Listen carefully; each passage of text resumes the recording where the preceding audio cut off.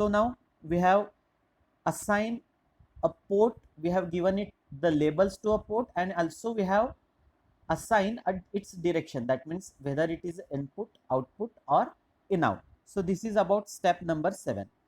Now in step number 8, once you assign the ports and declare the entity, this window will appear in front of you.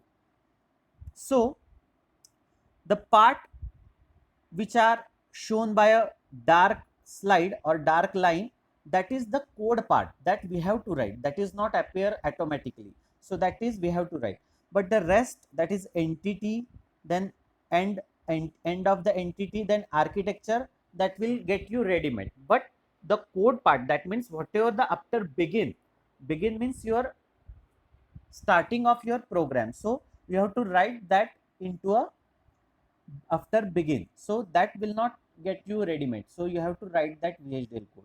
So here we are using a structural modeling, as we are not using any process statement. So without a process statement, the modeling style will be a structural modeling that we have already discussed.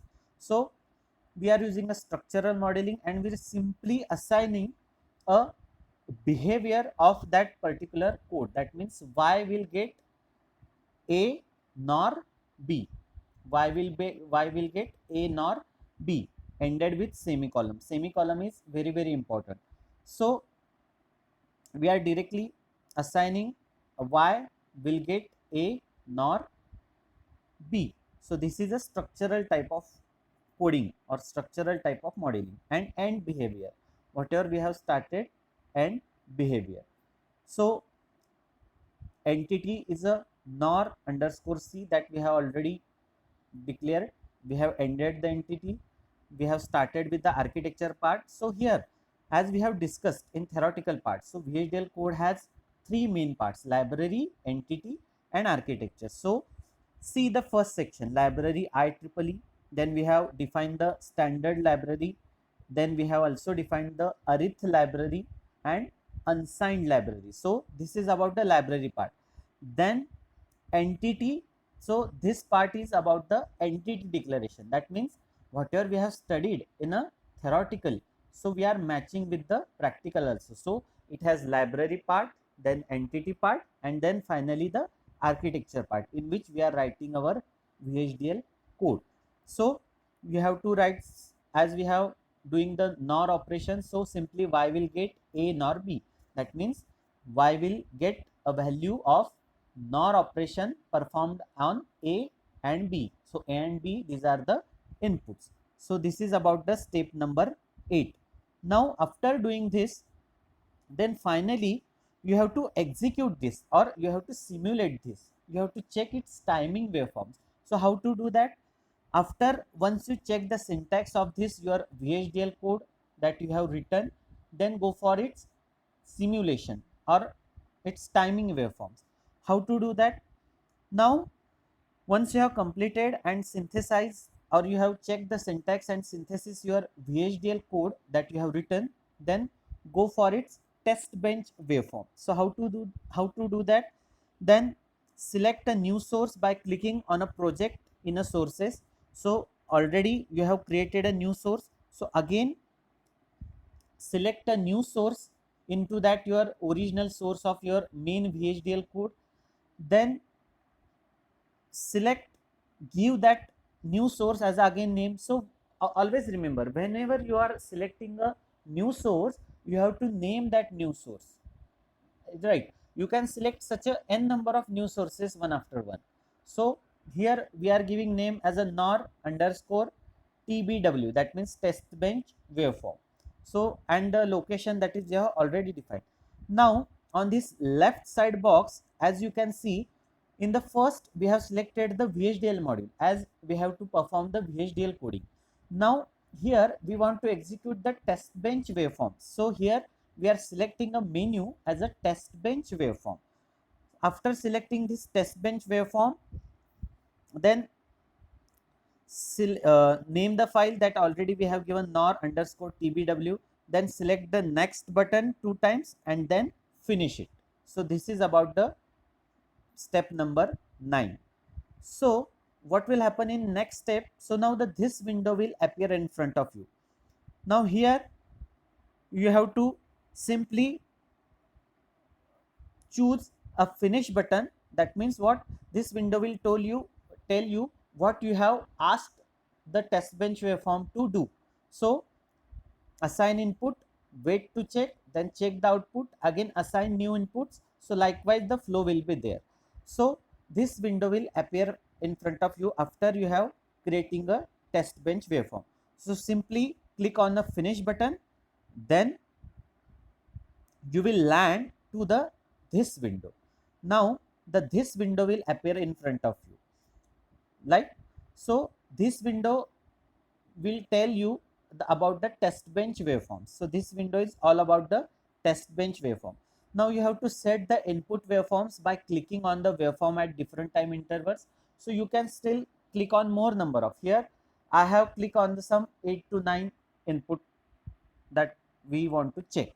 So you can click on the more input also. So you have to click on a particular timing slots, so that for that timing slot we have the performance of the output that we are going to check in our test bench simulation.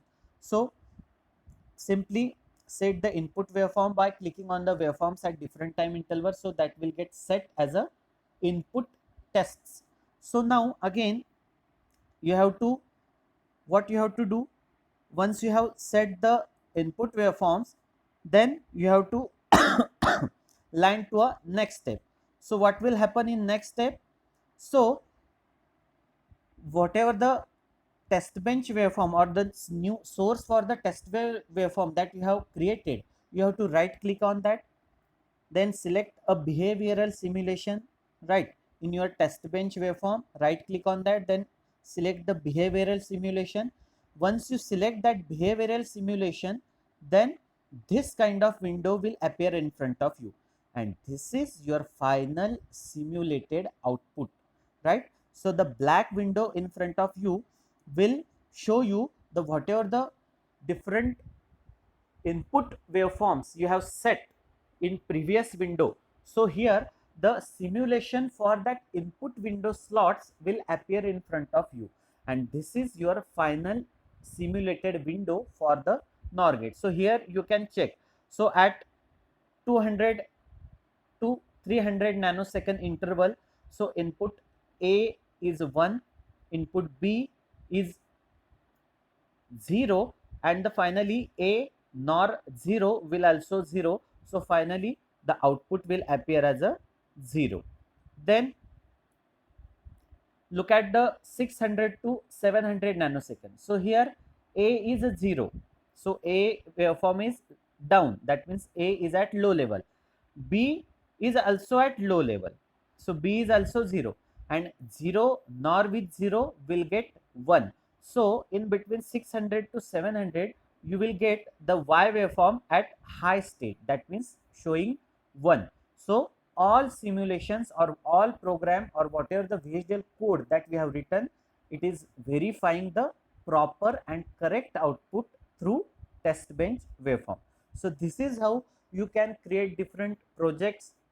Just start with a simple project of all basic gates, then go with some adders, summers, half adder, full adder, then go with some complicated circuits such as latches, multiplexers, 16 as to 1, 32 as to 1, then encoders, decoders, and still you can go with flip-flops. You can design your own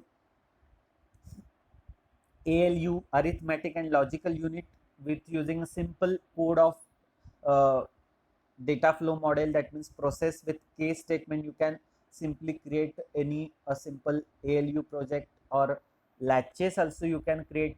So you can go for simple projects and you can practice on this more.